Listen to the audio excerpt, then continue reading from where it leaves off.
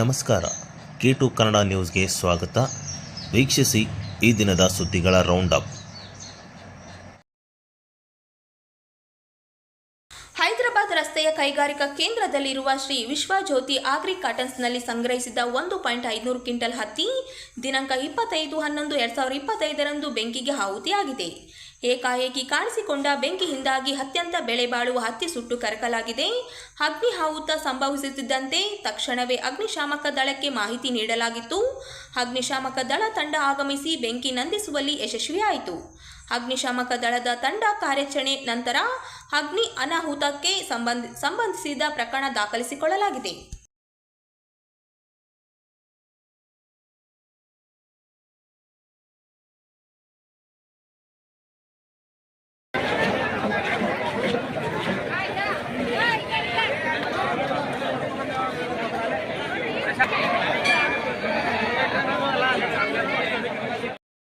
ರಾಯಚೂರು ಗ್ರಾಮೀಣ ಕ್ಷೇತ್ರ ವ್ಯಾಪ್ತಿಯ ದೇವಸ್ಕೂರು ಗ್ರಾಮದ ಆರಾಧ್ಯ ದೈವ ಕ್ಷೇತ್ರಾಧಿಪತಿ ಶ್ರೀ ಸುಗ್ರೇಶ್ವರ ದೇವರ ಜಾತ್ರಾ ಮಹೋತ್ಸವ ಹಾಗೂ ಜೋಡು ರಥೋತ್ಸವ ಕಾರ್ಯಕ್ರಮದಲ್ಲಿ ಕರ್ನಾಟಕ ಮಹರ್ಷಿ ವಾಲ್ಮೀಕಿ ಅಭಿವೃದ್ಧಿ ನಿಗಮದ ಅಧ್ಯಕ್ಷರು ಹಾಗೂ ಶಾಸಕರಾದ ಬಸನಗೌಡ ದದ್ದಲ್ ಅವರು ಭಾಗಿಯಾಗಿ ದೇವರ ಆಶೀರ್ವಾದ ಪಡೆದರು. ಜಾತ್ರೋತ್ಸವ ಅಂಗವಾಗಿ ನಡೆದ ರಥೋತ್ಸವದಲ್ಲಿ ಭಾಗಿಯಾಗಿ ಮಾತನಾಡಿದ ಅವರು, ಶ್ರೀ ಸುಗ್ರೇಶ್ವರ ದೇವರ ಜೋಡು ರಥೋತ್ಸವವು ಅದ್ದೂರಿಯಾಗಿ ಶಾಂತಿಯುತವಾಗಿ ವಿಜೃಂಭಣೆಯಿಂದ ಜರುಗಲು ಸಹಕರಿಸಿದ ದೇವಸ್ಕೂರು ಸೇರಿದಂತೆ ಸುತ್ತಮುತ್ತಲಿನ ಎಲ್ಲ ಗ್ರಾಮಗಳ ಗ್ರಾಮಸ್ಥರಿಗೆ ವಂದನೆಗಳು ತಿಳಿಸಿದರು. ಶ್ರೀ ಸುಗ್ರೇಶ್ವರರ ಆಶೀರ್ವಾದವು ನಮ್ಮೆಲ್ಲರ ಮೇಲೆ ಸದಾಕಾಲ ಇರಲಿ. ಗ್ರಾಮದ, ಜಿಲ್ಲೆಯ, ರಾಜ್ಯದ, ದೇಶದ ಎಲ್ಲ ಜನತೆಗೆ ಸದಾಕಾಲ ಒಳಿತು ಮಾಡಲಿ ಎಂದು ಪ್ರಾರ್ಥಿಸಿದ್ದೇನೆ ಎಂದು ಹೇಳಿದರು. ಈ ಸಂದರ್ಭದಲ್ಲಿ ಗ್ರಾಮದ ಹಿರಿಯ ಮುಖಂಡರು, ಸುತ್ತಮುತ್ತಲಿನ ಗ್ರಾಮಗಳ ಮುಖಂಡರು, ಪೊಲೀಸ್ ಸೇರಿದಂತೆ ಕಂದಾಯ, ಆರೋಗ್ಯ ಇಲಾಖೆ ಮತ್ತು ಇನ್ನಿತರ ಇಲಾಖೆಗಳ ಅಧಿಕಾರಿಗಳು ಮತ್ತು ಸಿಬ್ಬಂದಿ ಹಾಗೂ ಅಪರಾಧ ಸಂಖ್ಯೆಯಲ್ಲಿ ಭಕ್ತರು ಇದ್ದರು.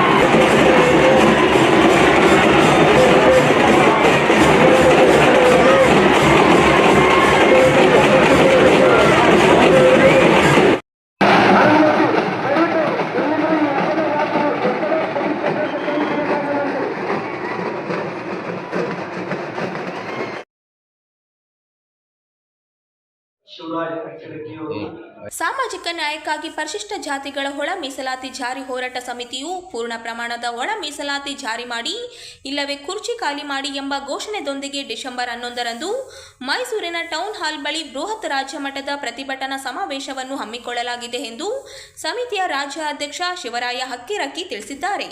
ನಗರದ ಪತ್ರಿಕಾ ಭವನದಲ್ಲಿ ನಡೆದ ಪತ್ರಿಕಾಗೋಷ್ಠಿಯಲ್ಲಿ ಮಾತನಾಡಿದ ಅವರು, ಪರಿಶಿಷ್ಟ ಜಾತಿಗಳ ಒಳ ಮೀಸಲಾತಿ ಜಾರಿಯ ವಿಚಾರದಲ್ಲಿ ರಾಜ್ಯ ಸರ್ಕಾರ ಮೀನಮೇಷ ನಡೆಸುತ್ತಿದ್ದು ಹಾಗೂ ನಿರಂತರ ವಿಳಂಬದ ಧೋರಣೆಯಿಂದ ಸಮುದಾಯದಲ್ಲಿ ತೀವ್ರ ಅಸಮಾಧಾನ ಉಂಟಾಗಿದೆ ಎಂದರು. ಡಿಸೆಂಬರ್ 6ರಂದು ಬಾಬಾ ಸಾಹೇಬ್ ಅಂಬೇಡ್ಕರ್ ಪರಿನಿರ್ಣಯ ದಿನದ ಅಂಗವಾಗಿ ಸಾಮಾಜಿಕ ನ್ಯಾಯಕ್ಕಾಗಿ ಸಿದ್ದರಾಮನ ಉಂಡಿಯಿಂದ ಕಾಲ್ನಡಿಗೆ ಜಾಥಾ ಆರಂಭಿಸಲಾಗುವುದು ಎಂದು ಹೇಳಿದರು. 11/8/2025ರಂದು ಆರಂಭವಾದ ಒಳ ಮೀಸಲಾತಿ ಚಳುವಳಿಯ ಬಳಿಕ ವಿಶೇಷ ಸಚಿವ ಸಂಪುಟದ ನಿರ್ಧಾರದಲ್ಲಿ ಪರಿಶಿಷ್ಟ ಜಾತಿಗಳನ್ನು ಪ್ರವರ್ಗ ಎ, ಬಿ, ಸಿ ಎಂದು ವಿಂಗಡಿಸಿ 17% ಒಳ ಮೀಸಲಾತಿ ಹಂಚಿಕೆ ಮಾಡುವ ತೀರ್ಮಾನಕ್ಕೆ ಕೈಗೊಳ್ಳಲಾಗಿದ್ದರೂ ಇದನ್ನು ಜಾರಿಗೆ ತರುವಲ್ಲಿ ಸರ್ಕಾರ ಸಂಪೂರ್ಣ ವಿಫಲವಾಗಿದೆ ಎಂದು ಖಂಡಿಸಿದರು. ಮೂಲ ಜಾತಿ ಹೆಸರಿನಲ್ಲೇ ಜಾತಿ ಪ್ರಮಾಣ ಪತ್ರ ವಿತರಿಸುವಂತೆ ಕಂದಾಯ ಇಲಾಖೆಗೆ ಸೂಚನೆ ನೀಡಬೇಕಿತ್ತು. ಆದರೆ ಪ್ರವರ್ಗ ಎ ಪ್ರಮಾಣಪತ್ರ ಪರಿಶೀಲನೆಗೆ ಮೇಲ್ವಿಚಾರಣಾ ಸಮಿತಿಯನ್ನು ರಚಿಸಲಾಗಿಲ್ಲ ಎಂದು ಆಕ್ರೋಶ ವ್ಯಕ್ತಪಡಿಸಿದರು. 25/8/2025ರಂದು ಒಂದು ಬಿಲ್ಲನ್ನು ಪಾಸ್ ಮಾಡುವುದರ ಮುಖಾಂತರ ನಾವು ಒಳ ಮೀಸಲಾತಿಯನ್ನು ಜಾರಿಗೊಳಿಸಿದ್ದೀವಿ ಅಂತಕ್ಕಂಥ ಮಾತನ್ನ ಸರ್ಕಾರದವರು ಹೇಳ್ತಾ ಇದ್ದಾರೆ. ಆದರೆ ಅವತ್ತು ತಗೊಂಡಿರ್ತಕ್ಕಂಥ ಬಿಲ್ ಏನಾಗಿದೆ ಅಂದ್ರೆ ಕೇವಲ ನೇರ ನೇಮಕಾತಿ ಮತ್ತು ಶೈಕ್ಷಣಿಕವಾದಂತಹ ಅವಕಾಶಗಳಿಗೆ ಸೀಮಿತಗೊಳಿಸಿ ಆ ಒಂದು ಆದೇಶವನ್ನು ತೆಗೆದುಕೊಂಡು ಬಂದಿದ್ದಾರೆ. ನಮ್ಮ ಆಗ್ರಹ ಏನಿದೆ ಅಂದ್ರೆ ಪೂರ್ಣ ಪ್ರಮಾಣದ ಒಳ ಮೀಸಲಾತಿಯನ್ನ ಜಾರಿಗೊಳಿಸಬೇಕಂತ ಒಂದು ಆಗ್ರಹ ಇದೆ. ಅಂದ್ರೆ ಎಲ್ಲೆಲ್ಲಿ ಮೀಸಲಾತಿ ಇದೆ ಅದೆಲ್ಲವೂ ಕೂಡ ಒಳ ಮೀಸಲಾತಿಯನ್ನ ಅಳವಡಿಸಬೇಕನ್ನುವಂತ ಒಂದು ಆಗ್ರಹವನ್ನು ಇಟ್ಟುಕೊಂಡು ಅದಕ್ಕೋಸ್ಕರ ನೀವು ಪೂರ್ಣ ಪ್ರಮಾಣದ ಒಳ ಮೀಸಲಾತಿಯನ್ನು ಜಾರಿ ಮಾಡಿದ್ರೆ ಇಲ್ಲಂದ್ರೆ ನಿಮ್ಮ ಕುರ್ಚಿ ಖಾಲಿ ಮಾಡುವಂತಕ್ಕಂಥ ಘೋಷಣೆಯೊಂದಿಗೆ ಮಾನ್ಯ ಮುಖ್ಯಮಂತ್ರಿಗಳ ಊರಾದ ಸಿದ್ದರಾಮಯ್ಯ ಹುದ್ದೆಯಿಂದ ಡಿಸೆಂಬರ್ 6ನೇ ತಾರೀಕು ಡಾಕ್ಟರ್ ಬಾಬಾ ಸಾಹೇಬ್ರವರ ಪರಿನಿಬ್ಬಾಣ ದಿನದಂದು ಸಾಮಾಜಿಕ ನ್ಯಾಯಕ್ಕಾಗಿ ಆಗ್ರಹ ಮಾಡುತ್ತಾ ಅಲ್ಲಿಂದ ಕಾಲ್ನಡಿಗೆ ಜಾಥಾ ಪ್ರಾರಂಭ ಮಾಡ್ತಾ ಇದೆ. ಪ್ರಾರಂಭ ಆಗಿರ್ತಕ್ಕಂಥ ಕಾಲ್ನಡಿಗೆ ಜಾಥಾ ಏನಿದೆ ಅಂದ್ರೆ 11/12/2025 ಮೈಸೂರಿನ ಟೌನ್ ಹಾಲ್ ಮುಂದ್ಗಡೆ ಬೃಹತ್ ಪ್ರತಿಭಟನಾ ಒಂದು ಸಭೆಯನ್ನು ನಡೆಸತಕ್ಕಂಥ ಒಂದು ಉದ್ದೇಶವನ್ನು ಇಟ್ಕೊಂಡಿದೆ. ಈಗ ಜಾರಿಪಡಿಸಿರ್ತಕ್ಕಂಥ ಮೀಸಲಾತಿ ಏನಿದೆಯಲ್ಲ, ನೀವು ಇದನ್ನ ನೀವು ನೇರ ನೇಮಕಾತಿಗೆ ಅನ್ವಯಿಸಬೇಕು, ಬಡ್ತಿ ಮೀಸಲಾತಿಗೆ ಅನ್ವಯಿಸಬೇಕು, ಸಮಗ್ರವಾಗಿ ಶೈಕ್ಷಣಿಕ ವಿಷಯಗಳಿಗೆ ಅನ್ವಯಿಸಬೇಕು ಮತ್ತು ಬ್ಯಾಕ್ಲಾಗ್ ಹುದ್ದೆಗಳಿಗೆ ಅನ್ವಯಿಸಬೇಕು ಮತ್ತು ಆರ್ಥಿಕವಾಗಿರ್ತಕ್ಕಂಥ ಅಂಶವನ್ನು ಒಳಗೊಂಡು ಮೀಸಲಾತಿಯನ್ನ ಅನುಸರಿಸಬೇಕನ್ನುವಂಥದ್ದು ಮತ್ತು ಅದಾದ ನಂತರ ಈಗ ಏನಿದ್ದಾವ ರಾಜಕೀಯವಾಗಿರ್ತಕ್ಕಂಥ ಒಂದು ಮೀಸಲಾತಿ ಏನಿದೆಯಲ್ಲ ಆ ರಾಜಕೀಯವಾದಂಥ ಮೀಸಲಾತಿಯಲ್ಲಿ ಕೂಡ ಒಳ ಮೀಸಲಾತಿಯನ್ನ ಅನುಸರಣೆ ಮಾಡಬೇಕನ್ನಂತ ಒಂದು ಆಗ್ರಹ ಇದೆ. ಆದ್ರೆ ಸರ್ಕಾರದವರು ಅಥವಾ ಸರ್ಕಾರದ ಒಳಗಡೆ ಇರತಕ್ಕಂಥ ಈ ಏನು ಸರಿಸುಮಾರು ಒಂದು 75-80 ವರ್ಷ ಮೀಸಲಾತಿ ಸೌಲಭ್ಯವನ್ನ 101 ಜಾತಿಗಳ ಒಟ್ಟುಗೂಡಿಸಿಕೊಟ್ಟ ಸಂದರ್ಭದಲ್ಲಿ ಕತ್ತುಕೊಂಡು ಏನ್ ತಿಂದಿದ್ದಾರ, ಕಿತ್ತುಕೊಂಡು ಏನ್ ತಿಂದಿದ್ದಾರ ಅವರು ಅಡ್ಡಿಪಡಿಸ್ತಾ ಇದ್ದಾರೆ ಪರೋಕ್ಷವಾಗಿ. ಇದನ್ನ ಮುಂದೆ ಬರದೇ ಇರ್ತಕ್ಕಂಥ ರೀತಿಯಲ್ಲಿ ನೋಡ್ಕೊಳ್ತಾ ಇದ್ದಾರೆ. ನಿಮ್ಗೆ ಇದಕ್ಕೆ ತಾಜಾವಾದಂತ ಒಂದು ಉದಾಹರಣೆ ಏನಂದ್ರ, ಒಳ ಮೀಸಲಾತಿ ಜಾರಿಯಾದ ನಂತರ ಅದನ್ನ ಜಾರಿಪಡಿಸೋದಕ್ಕೋಸ್ಕರ ಒಂದು ಕಾಸ್ಟ್ ಸರ್ಟಿಫಿಕೇಟ್ ಬರಬೇಕಾಗಿತ್ತು ಹೊರಗಡೆ. ಅದಕ್ಕೆ ಸಂಬಂಧಪಟ್ಟಂತ ಯಾರು ಜನಸ್ನೇಹಿ ಕೇಂದ್ರದವರು ಬಿಡುಗಡೆ ಮಾಡಬೇಕು. ಇವರು ಇಲ್ಲಿವರೆಗೆ ಸುಮಾರು 1 ತಿಂಗಳಾಯಿತು 4 ಕ್ಯಾಬಿನೆಟ್ಗಳಿಗೆ ಬಂದೇ ಇಲ್ಲ. ಯಾಕೆ ಬಂದಿಲ್ಲ ಅಂತಂದ್ರೆ ಎಸ್ ಕೆ ಪಾಟೀಲ್ ಅವರಿಗೆ ವಹಿಸಿದರೆ ಒಂದು ಕಾನೂನು ಮಂತ್ರಿ ವಹಿಸಿದ್ದಾರೆ. ಕಾನೂನು ಮಂತ್ರಿ ಅವರು ಮಾಧವಪ್ಪರಿಗೆ ಬನ್ನಿ, ನೀವು ಬಂದು ನೋಡಿ ಗಂಡಾಸವನ್ನು ಒಂದು ಮಾಡಬೇಕಾಗಿದೆ. ನಿಮ್ಮ ಇಲಾಖೆಗೆ ಸಂಬಂಧಪಟ್ಟಂದ್ರೆ ಮಾಧವಪ್ಪ ಇವತ್ತು ಕೂಡ ಆ ವಕೀಲಿಗೆ ಸಿಗ್ನೇಚರ್ ಆಗಬೇಕಂತಂದ್ರೆ ಮಾಧವಪ್ಪರು ಬಹಳ ಕಡಖಂಡಿತವಾಗಿ ಈ ಒಂದು ಪ್ರಕ್ರಿಯೆಗೆ ಒಳಗಿಸಲಾಟಿಗೆ ತುಂಬಾ ಅಡ್ಡಗಾಲಾಗಿದ್ದಾರೆ ಮತ್ತು ಇಲಾಖೆಯನ್ನು ಒಂದು ನಿಷ್ಕ್ರಿಯಗೊಳಿಸತಕ್ಕಂಥ ರೀತಿಯಲ್ಲಿ ಅವರು ಮಾಧವಪ್ಪರನ್ನು ಬಹಳ ಬಹಿರಂಗವಾಗಿದೆ. ಎರಡನೇದು ನಮ್ಗೆಲ್ಲರೂ ಗೊತ್ತಿರುವಂತೆ ನಮ್ಮ ಮಹೇಂದ್ರ ಪುತ್ರ ಒಂದು ಕೇಸ್ ಹಾಕೊಂಡಿದ್ದಾರೆ. ನಮ್ಮ ಸುಪ್ರೀಂ ಕೋರ್ಟ್ ನಮ್ಮ ನ್ಯಾಯಾಧೀಶ ಆಗಿರ್ತಕ್ಕಂಥ ಮಹೇಂದ್ರ ಪುತ್ರ ಅವರು ಕೇಸ್ ಹಾಕೊಂಡಿದ್ದಾರೆ. ಅವ್ರ ಕೇಸ್ ನಡೀತಾ ಇದೆ. ಆದ್ರೆ ಅದಕ್ಕೆ ಸಂಬಂಧಪಟ್ಟಂತ ಒಂದು ಅಬ್ಜೆಕ್ಷನ್ ಹಾಕಬೇಕಲ್ಲ ಡಿಪಾರ್ಟ್ಮೆಂಟ್. ಕಳೆದ 2 ಕೇಸ್ಗಳು ಕೂಡ ಡಿಪಾರ್ಟ್ಮೆಂಟ್ ಅಬ್ಜೆಕ್ಷನ್ ಆಗಿಲ್ಲ, ಇವತ್ತು ಕೂಡ ಆಗಿಲ್ಲ. ಎಂಟೈರ್ ಡಿಪಾರ್ಟ್ಮೆಂಟ್ ಅಲ್ಲಿ ಇರ್ತಕ್ಕಂಥ ಅಧಿಕಾರಿಗಳು ಕೂಡ ಈ ವರ್ಗೀಕರಣಕ್ಕೆ ವಿರುದ್ಧ ಇರುವುದರಿಂದ ಇದೆಲ್ಲರೂ ಕೂಡ ಚೇಂಜ್ ಮಾಡಿದರೆ ಇದು ಇಂಪ್ರೂವ್ ಆಗಕ್ಕೆ ಬಹಳ ಕಷ್ಟ ಅಂತ ಮಾತಾಡ್ತಾ ಇದ್ರು. ಈ ಹಿನ್ನೆಲೆಯಲ್ಲಿ ನಾವು ಸಿದ್ದರಾಮಯ್ಯಗೆ ಬೇಕೋ ಬಿಟ್ಟು ಮಾತಾಡಿಲ್ಲ. ಅವ್ರು ಮಾಡಿದ್ರೆ ನೀವು ಮಾಡಿ, ಅವ್ರು ಮಾಡಲ್ಲ ತೆಗಿರಿ, ಬೇರೆಯವ್ರು ಇಡ್ರಿ. ಯಾರ ನಿಮ್ಗೆ ಇಷ್ಟ ಅಲ್ಲ, ನೀವಿಬ್ರು ದೋಷರಪ್ಪ, ಹೌದಲ್ಲ, ಆ ಸಮುದಾಯ ನಿಮ್ಗೆ ಬೇಕಿದೆ ಅನ್ನೋದಾದ್ರೆ ನೀನಾದ್ರೂ ಮಾಡಿ. ಬಟ್ ನೀವು ಮಾಡಿದ್ರೆ ಇನ್ಯಾರು ಮಾಡ್ಬೇಕು, ಪುಸ್ತಕ ಯಾರು ಮಾಡಿ, ಇನ್ನೊಬ್ರು ಯಾರು ಬಂದು ಕುಂತಾದ್ರು ಮಾಡ್ತಾರಂತ ಬಹಳ ಲಾಜಿಕ್ ಆದಂತ ರೀತಿಯಲ್ಲಿ ನಮ್ಮ ಹೋರಾಟವನ್ನ ಶಿಫ್ಟ್ ಮಾಡ್ಕೊಂಡಿದ್ರು ಮೈಸೂರಿಗೆ. ಆ ಶಿಫ್ಟ್ ಮಾಡ್ಕೊಳ್ಳಿಕ್ಕೆ ಕಾರಣ ಇದಿಷ್ಟೇ, ಅವರಿಬ್ಬರೇ ಮುಖ್ಯ ಕಾರಣರು. ನಾವು ಯಾರಂತ ಮಾಡ್ಲಿಕ್ಕೆ ಸಾಧ್ಯ ಇಲ್ಲ ಸರ್ಕಾರದಲ್ಲಿ. ನೀವಿಬ್ಬರೇ ಮುಖ್ಯ ಕಾರಣರು. ಮತ್ತೆ ನಿಮ್ಮ ಸುತ್ತಲೇ ನಾವು ಅಲ್ಲಿ ಒಂದು ನೈತಿಕತೆಯನ್ನು, ನಿಮ್ಮ ನೈತಿಕತೆಯನ್ನು ಪ್ರಶ್ನೆ ಮಾಡ್ತಕ್ಕಂಥದ್ದು ಆಗ್ತಾ ಇದೆ. ಈ ಕಾರಣಕ್ಕಾಗಿ ಸಿದ್ದರಾಮಯ್ಯನವರು ಅವಕಾಶ ಕೊಡಬಾರ್ದು. ಈ ಪರಿಸ್ಥಿತಿಯಲ್ಲಿ ಒಂದು ವೇಳೆ ಅವ್ರು ಅದೇ ರೀತಿ ಮಾತ್ರ ಅನ್ನೋದಾದ್ರೆ ನಾವು ಯಾರು ಏನು ಹೇಳಕ್ಕಾಗಲ್ಲ. ಹೌದಾ, ನಾವು ಕುರ್ಚಿ ಖಾಲಿ ಮಾಡಿ ಅಂತಂದ್ರೆ ನಮ್ಮಿಂದ ಕುರ್ಚಿ ಖಾಲಿ ಆಗ್ತದೆ ಕೂಡ ಬೇಡ. ನಾವು ಸಾಧವಾಗಿ ಅಂತಿದ್ವ ಮಾತನ್ನು ಬೇರೆ ಎಂತ ನಿಮ್ಮ ಮಂದಿ ಸುಮ್ಮನೆ ಪಾಪ ಅವ್ರು ಏನೆಲ್ಲ ಮಾಡ್ತಾರೋ ಕುರ್ಚಿ ಕಾರಣ ನಿಮ್ಮಿಂದ ಬರ್ತಾವ ನಿಮಗೆ.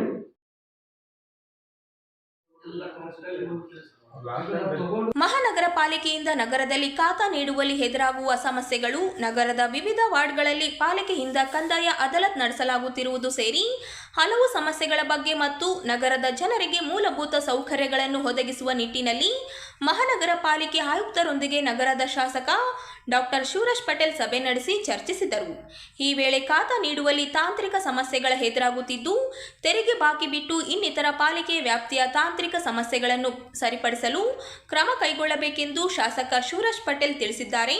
ಅಲ್ಲದೆ ಕೆರೆ ಪ್ರದೇಶ, ಕೋಟೆ ಪ್ರದೇಶದಲ್ಲಿ ವಾಸಿಸುವ ಜನರು ತೆರಿಗೆ ಪಾವತಿ ಮಾಡುತ್ತಾ ಬಂದಿದ್ದು, ಅಂತಹ ಜನರಿಗೆ ಹೊಸದಾಗಿ ಕಟ್ಟಡ ಪರವಾನಗಿ ನೀಡಬಾರದು, ಆದರೆ ಖಾತಾ ನೀಡಲು ಸೂಕ್ತ ಕ್ರಮ ಕೈಗೊಳ್ಳಬೇಕು ಎಂದು ಸಲಹೆ ನೀಡಿದ್ದಾರೆ. ಕೋಟೆ ಪ್ರದೇಶದಲ್ಲಿ 200 ಮೀಟರ್ ಅಂತರದ ವ್ಯಾಪ್ತಿಯಲ್ಲಿರುವ ಕಟ್ಟಡಗಳನ್ನು ಒಡೆಯಲು ಇದ್ದ ನಿಯಮ ಹಾಗೂ ಕೋಟೆ ಎತ್ತರಕ್ಕಿಂತ ಹೆಚ್ಚಿನ ಎತ್ತರದಲ್ಲಿ ಕಟ್ಟಡಗಳನ್ನು ನಿರ್ಮಾಣ ಮಾಡಬಾರದೆಂಬ ನಿಯಮವನ್ನು ಸಡಿಲಿಕೆ ಮಾಡಲು ಪ್ರಜ್ಞಾವಸ್ತು ಇಲಾಖೆಯ ಅಧಿಕಾರಿಗಳು ಒಪ್ಪಿಗೆ ನೀಡಿದ್ದು, ಸಿಯಾತಲ ಬಡಾವಣೆಯಲ್ಲಿ ನೀಡಲಾದ ಹಕ್ಕುಪತ್ರಗಳಿಗೆ ಖಾತಾ ನೀಡುವ ವಿಷಯದ ಕುರಿತು ಕೂಡ ಚರ್ಚಿಸಲಾಗಿದ್ದು, ಅವುಗಳಿಗೆ ಖಾತಾ ನೀಡಲು ಸಹ ಆಯುಕ್ತರು ಭರವಸೆಯನ್ನು ನೀಡಿದ್ದಾರೆ.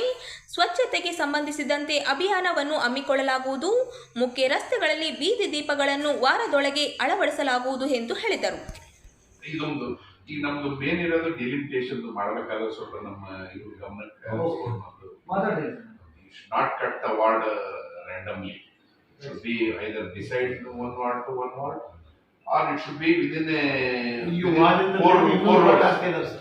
ಈಗ ಏನಾಗ್ತದೆ ಸರ್, ಎಕ್ಸಾಂಪಲ್ ಸರ್ ಹಿಂಗೊಂದು ರೋಡ್ ಇರ್ತದೆ, ಹಿಂಗೊಂದು ರೋಡ್ ಈ ರೀತಿ ಎಷ್ಟು ರೋಡ್ ಇದಾವೆ ಅಂದ್ರೆ 22 ವಾರ್ಡ್ ಹಂಗೆ ಇದಾವೆ, 24 ವಾರ್ಡ್ ಹಂಗೆ ಇದಾವೆ, 25 ಹಂಗೆ ಇದಾವೆ, 26 ಹಂಗೆ ಇದಾವೆ, 14, 15 ಇದಾವೆ. ಅಂದ್ರೆ 2 ಸೈಡ್ ರೋಡ್, 4 ಸರ್ 2 ಸೈಡ್ ಅಲ್ಲ 4 ಸೈಡ್ ರೋಡ್ ಇದಾವೆ ಈ ವಾರ್ಡ್ ಒಳಗೆ, ಸೆಂಟರ್ ಆಫ್ ದ ಸಿಟಿ. ಇವು ರೋಡ್ ಟು ರೋಡ್ ಕಟ್ ಮಾಡಿದ್ದಾರೆ ವಾರ್ಡ್ ಮಾಡ್ಬೇಕಾದ್ರೆ. ಈಗ ಅದನ್ನ ರ್ಯಾಂಡಮ್ ಆಗಿ ಕಟ್ ಮಾಡಬಾರ್ದು. ಮತ್ತೆ ಇದನ್ನ ಈ ಕಡೆ ವಾರ್ಡ್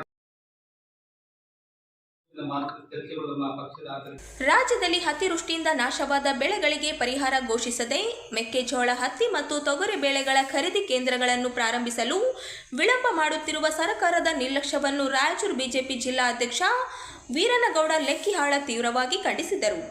ನಗರದ ಪತ್ರಿಕಾ ಭವನದಲ್ಲಿ ಆಯೋಜಿಸಿದ ಪತ್ರಿಕಾಗೋಷ್ಠಿಯಲ್ಲಿ ಅವರು ಮಾತನಾಡಿ, ಸರ್ಕಾರದ ಬೇಜವಾಬ್ದಾರಿತನವನ್ನು ವಿರೋಧಿಸಲು ನಾಳೆಯಿಂದ ರಾಜ್ಯ, ಜಿಲ್ಲೆ ಹಾಗೂ ಎಲ್ಲ ತಾಲೂಕು ಕೇಂದ್ರಗಳಲ್ಲಿ ಬಿಜೆಪಿ ವತಿಯಿಂದ ರೈತರ ಪರ ಹೋರಾಟ ಆರಂಭವಾಗಲಿದೆ ಎಂದು ಘೋಷಿಸಿದರು. ತುಂಗಭದ್ರಾ ಅಣೆಕಟ್ಟಿನ ಕ್ರಸ್ಟ್ ಗೇಟ್ ಅಳವಡಿಕೆ ಎಂಬ ನೆಪದಲ್ಲಿ 2ನೇ ಬೆಳೆಗೆ ನೀರು ಬಿಡುವುದಿಲ್ಲ ಎಂಬ ಸರ್ಕಾರದ ನಿಲುವನ್ನು ವೀರನಗೌಡ ಲೆಕ್ಕಿಹಾಳ ಪ್ರಶ್ನಿಸಿದರು. ನದಿಯಲ್ಲಿ 80 ಟಿಎಂಸಿ ನೀರು ಇರುವ ಸಂದರ್ಭದಲ್ಲೂ ನೀರು ಬಿಡಲು ನಿರಾಕರಿಸುವುದು ರೈತರಿಗೆ ನೇರ ದ್ರೋಹ. ಸರ್ಕಾರ ನೀರು ಬಿಡದಿದ್ದರೆ ಪ್ರತಿ ಎಕರೆಗೆ 25,000 ಪರಿಹಾರ ಘೋಷಿಸಲೇಬೇಕು ಎಂದು ಅವರು ಒತ್ತಾಯಿಸಿದರು. ಮುಂದಿನ ಬೆಳಗಾವಿ ಚಳಿಗಾಲ ಅಧಿವೇಶನದಲ್ಲಿ ಈ ಸಮಸ್ಯೆಗಳನ್ನು ಬಿಜೆಪಿ ಪ್ರಬಲವಾಗಿ ಪ್ರಸ್ತಾಪಿಸಲಿದೆ ಎಂದು ಹೇಳಿದರು. ಮಾಜಿ ಸಂಸದ ಬಿವಿ ನಾಯಕ್ ಮಾತನಾಡಿ, ಮುಖ್ಯಮಂತ್ರಿ ವೈಮಾನಿಕ ಸಮೀಕ್ಷೆ ನಡೆಸಿ 500 ಕೋಟಿ ಬಿಡುಗಡೆ ಮಾಡಿದ್ದಾರೆ ಎಂದು ಘೋಷಿಸಿದರು. ಆ ಮೊತ್ತ ಇನ್ನೂ ರೈತರ ಖಾತೆಗೆ ತಲುಪಿಲ್ಲ. ರಾಜ್ಯ ಸರ್ಕಾರ ಅಧಿಕಾರದ ಲಾಲೇಸೆಯಲ್ಲಿ ಆಂತರಿಕ ಕಲಹಕ್ಕೆ ಸಿಲುಕಿದ್ದು ಆಡಳಿತದಲ್ಲಿ ಸಂಪೂರ್ಣ ಗೊಂದಲ ಉಂಟಾಗಿದೆ ಎಂದು ಟೀಕಿಸಿದರು. ಅತಿವೃಷ್ಟಿ ಮತ್ತು ತುಂಗಭದ್ರಾ ಜಲಾಶಯ ನಿರ್ವಹಣೆಯಲ್ಲಿ ಸರ್ಕಾರ ಸಂಪೂರ್ಣ ವಿಫಲವಾಗಿದೆ ಎಂದು ಅವರು ಆರೋಪಿಸಿದರು.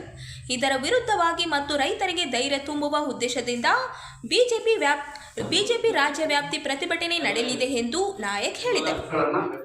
ಎಲ್ಲ ತಾಲೂಕುಗಳಲ್ಲಿ ಇವತ್ತು ಹಮ್ಮಿಕೊಂಡಿದ್ದೇವೆ. ರಾಜ್ಯದ ರೈತರ ಸಮಸ್ಯೆಗಳನ್ನು ಇಟ್ಕೊಂಡು ಇವತ್ತು ಅತಿವೃಷ್ಟಿಯಿಂದ ಹಾನಿಯಾಗಿರ್ತಕ್ಕಂಥ ಬೆಳೆಗೆ ಪರಿಹಾರ ಕೊಡುವುದರಲ್ಲಿ ವಿಳಂಬ ಆಗಿರ್ತಕ್ಕಂಥದ್ದು. ಇವತ್ತು ರಾಜ್ಯಾದ್ಯಂತ ರೈತರು ಮೆಕ್ಕೆಜೋಳದ ಖರೀದಿ ಕೇಂದ್ರಗಳನ್ನು ಆರಂಭಿಸದೇ ಇರತಕ್ಕಂಥದ್ದು ಹಾಗೂ ಇಲ್ಲಿ ಹತ್ತಿ ಖರೀದಿ ಕೇಂದ್ರಗಳನ್ನು ಹಿಡ್ಕೊಂಡು ಇವತ್ತು ಜೋಳ, ಭತ್ತ, ತೊಗರಿ ಈ ರೀತಿ ಕೇಂದ್ರಗಳ ತೆರವಿಕೆಯಲ್ಲಿ ವಿಳಂಬ ಧೋರಣೆಯನ್ನು ತೆಗೆದುಕೊಂಡಿರ್ತಕ್ಕಂಥದ್ದು ಹಾಗೂ ನಮ್ಮ ರೈತರ ಜೀವನಾಡಿಯಾಗಿರ್ತಕ್ಕಂಥ ತುಂಗಭದ್ರಾದ 2ನೇ ಬೆಳೆಗೆ ನೀರು ಈಗಾಗಲೇ 80 ಟಿಎಂಸಿ ನೀರು ಕೂಡ ಇದ್ರೂ ಕೂಡ ಇವತ್ತು 2ನೇ ಬೆಳೆಗೆ ನೀರಿಲ್ಲ ಅಂತಕ್ಕಂಥದ್ದನ್ನು ಘೋಷಣೆಯನ್ನ ಮಾಡಿದೆ. ಇವತ್ತು ಕ್ರಸ್ಟ್ ಗೇಟ್ ವಿಚಾರದಲ್ಲಿ ಬಹಳ ವಿಳಂಬವಾಗಿರ್ತಕ್ಕಂಥ ನೀತಿಯನ್ನ ಅನುಸರಿಸಿ ಇನ್ನೂವರೆಗೂ ಗೇಟ್ನ ರಿಪೇರಿ ಕಾರ್ಯಕ್ಕೆ ಬಹಳ ವಿಳಂಬ ಮಾಡಿದ್ದಾರೆ. ಇವತ್ತು ಅದರ ದೃಷ್ಟಿಯಿಂದ ನೀವೇನಾದರೂ ಬೆಳೆಗೆ ನೀರು ಕೊಡೋದು ಹೋದ್ರೆ ನಮಗೆ ಎಕರೆಗೆ 25,000 ರೂಪಾಯಿ ಪರಿಹಾರವನ್ನು ಕೊಡಬೇಕು ರಾಜ್ಯ ಸರ್ಕಾರ. ಇವು ಹಲವಾರು ವಿಷಯಗಳನ್ನ ಇಟ್ಟುಕೊಂಡು ಇವತ್ತು ನಾವು ಜಿಲ್ಲೆಯಾದ್ಯಂತ ನಾಳೆಯಿಂದ ಪ್ರತಿ ತಾಲೂಕು ಕೇಂದ್ರಗಳಲ್ಲಿ ಹೋರಾಟವನ್ನು ಆರಂಭ ಮಾಡ್ತಾ ಇದ್ದೇವೆ. ಜಿಲ್ಲಾ ಕೇಂದ್ರದಲ್ಲೂ ಕೂಡ ಒಂದು ಬೃಹತ್ ಪ್ರತಿಭಟನೆಯನ್ನ ಜಿಲ್ಲೆಯ ರೈತರೊಂದಿಗೆ ನಮ್ಮ ಭಾರತೀಯ ಜನತಾ ಪಾರ್ಟಿ ಕೈಗೆತ್ತಿಕೊಂಡಿದೆ. ಇಡೀ ರಾಜ್ಯಾದ್ಯಂತ ರೈತರ ಸಮಸ್ಯೆಗಳನ್ನು ಇಟ್ಕೊಂಡು ಇವತ್ತು ಹೋರಾಟ ಆರಂಭವಾಗಿದೆ. ನಾವೆಲ್ಲ ಈ ಸರ್ಕಾರವನ್ನ ಎಚ್ಚರಿಸುವ ರೀತಿಯಲ್ಲಿ ಹೋರಾಟವನ್ನು ಆರಂಭ ಮಾಡಿದ್ದೇವೆ. ಸದನದ ಒಳಗೆ ಏನು ಬೆಳಗಾವಿ ಅಧಿವೇಶನ ನಡೀತಾ ಇದೆ, ಆ ಸದನದ ಒಳಗೂ ಕೂಡ ಭಾರತೀಯ ಜನತಾ ಪಾರ್ಟಿಯ ಎಲ್ಲ ಶಾಸಕರು ಅದರ ಹೋರಾಟವನ್ನ ಕೈಗೆತ್ತಿಕೊಂಡಿದ್ದಾರೆ. ಒಟ್ಟಾರೆ ಈ ಭ್ರಷ್ಟ ಕಾಂಗ್ರೆಸ್ ಸರ್ಕಾರ ಜನ ವಿರೋಧಿ, ರೈತ ವಿರೋಧಿ, ದಲಿತ ವಿರೋಧಿ, ಕಾರ್ಮಿಕ ವಿರೋಧಿ ಎಲ್ಲ ವಿರೋಧಿಗಳನ್ನು ಇಟ್ಕೊಂಡು ಬರೀ ಪಂಚ ಗ್ಯಾರಂಟಿ ಹೆಸರಿನಲ್ಲಿ ಇವತ್ತ ವಾಲ್ಮೀಕಿ ಹಗರಣದಿಂದ ದುಡ್ಡು ಹೋಯಿತು, ಇವತ್ತು SCPTSP ಹಣವನ್ನ ದುರ್ಬಳಕೆ ಆಯಿತು.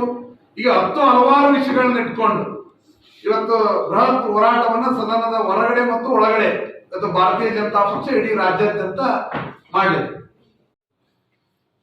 ರೈತರ ಈ ಕಷ್ಟಕ್ಕೆ ಧಾವಿಸಬೇಕಾಗಿತ್ತು, ಅವರಿಗೆ ಭರವಸೆಯನ್ನು ಕೊಡಬೇಕಾಗಿತ್ತು, ಅವ್ರಿಗೆ ಆಶಾಕಿರಣವಾಗಿ ಬರಬೇಕಾಗಿತ್ತು. ಸರ್ಕಾರ ಆ ಕೆಲಸವನ್ನು ಮಾಡದೆ ಇವತ್ತು ಬರೀ ಅಧಿಕಾರ ಮತ್ತು ಸ್ವಾರ್ಥ ರಾಜಕಾರಣಗೋಸ್ಕರ ಈ ರಾಜ್ಯದ ರೈತರನ್ನು ಬಲಿಕೊಟ್ಟಿರುವಂಥದ್ದು ವಿಪರ್ಯಾಸ. ಅದರ ಜೊತೆಗೆ ವಿಶೇಷವಾಗಿ ನಮ್ಮ ಕೊಪ್ಪಳ ಮತ್ತು ರಾಯಚೂರು ಜಿಲ್ಲೆಯ ಜೀವನ ನಡೆಯುವಂಥ ತುಂಗಭದ್ರಾ ಎಡೆಬಳಿಕೆ ರೈತರಿಗೆ ನೀರನ್ನು ಕೊಡದೆ ಕಾಲುವೆಯಲ್ಲಿ ನಮ್ಮ ನದಿಯಲ್ಲಿ ಸಾಕಷ್ಟು ಪ್ರಮಾಣದಲ್ಲಿ ನೀರಿನ ಸಂಗ್ರಹ ಇದ್ರೂ ಸಹ ಕ್ರಸ್ಟ್ ಗೇಟ್ ನೆಪದಲ್ಲಿ ಇವತ್ತು ಒಂದು ಸಂಪೂರ್ಣವಾಗಿ ಒಂದು ಬೆಳೆಯನ್ನ ರೈತರ ಕೈಗೆ ಸಿಗದೇ ಇರುವಂತೆ ಮಾಡುವ ರೀತಿಯಲ್ಲಿ ಎಲ್ಲಿದ್ದು ಒಂದು ಕಡೆ ಅತಿವೃಷ್ಟಿ, ಒಂದು ಕಡೆ ನೀರಿನ ಸಂಗ್ರಹ ಇದ್ರೂ ಸಹ ನೀರನ್ನು ಕೊಡದೆ ಈ ಸರ್ಕಾರ ರೈತರಿಗೆ ಮತ್ತು ವಿಶೇಷವಾಗಿ ನಮ್ಮ ಭಾಗಕ್ಕೆ ಬಹಳಷ್ಟು ಮೋಸವನ್ನು ಮಾಡಿದೆ. ಅದ್ರ ಜೊತೆಗೆ NDRF ಮತ್ತು SDRF ನಾರ್ಮ್ಸ್ ಪ್ರಕಾರ ಇವತ್ತಿಗೆ ರೈತರಿಗೆ ಪ್ರತ್ಯೇಕ ನಿಗದಿಯಾಗಿದೆ. ಆ ಪ್ರಕಾರ ಹಣವನ್ನು ಕೊಡುವಂತ ಒಂದು ಘೋಷಣೆಯನ್ನು, ಒಂದು ಖಚಿತ ಭರವಸೆಯನ್ನ ರೈತರಿಗೆ ಕೊಡಬೇಕೆಂಬ ಒತ್ತಾಯವನ್ನ ತಮ್ಮ ಮೂಲಕ ಭಾರತೀಯ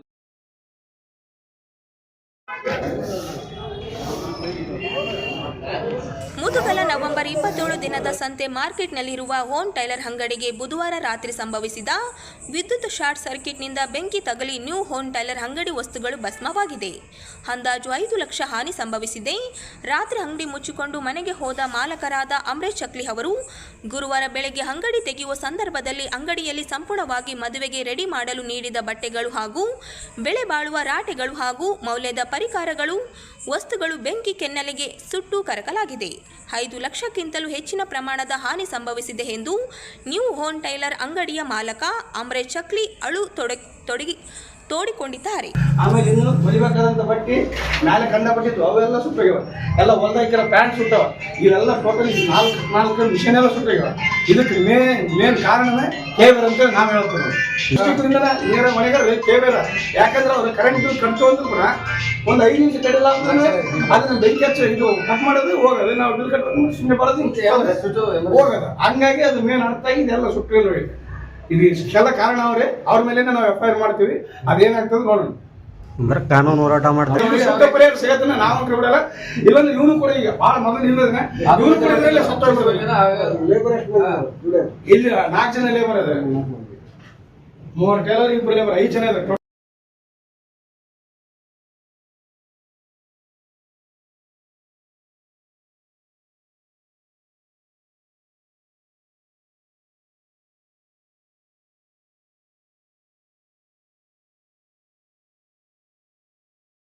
ಜಾಗೃತ ಮಹಿಳಾ ಸಂಘಟನೆಯು ದಲಿತ, ಬಡ, ಕೃಷಿ ಕೂಲಿ ಕಾರ್ಮಿಕ ಮಹಿಳೆಯರ ಸಂಘಟನೆಯಾಗಿದೆ.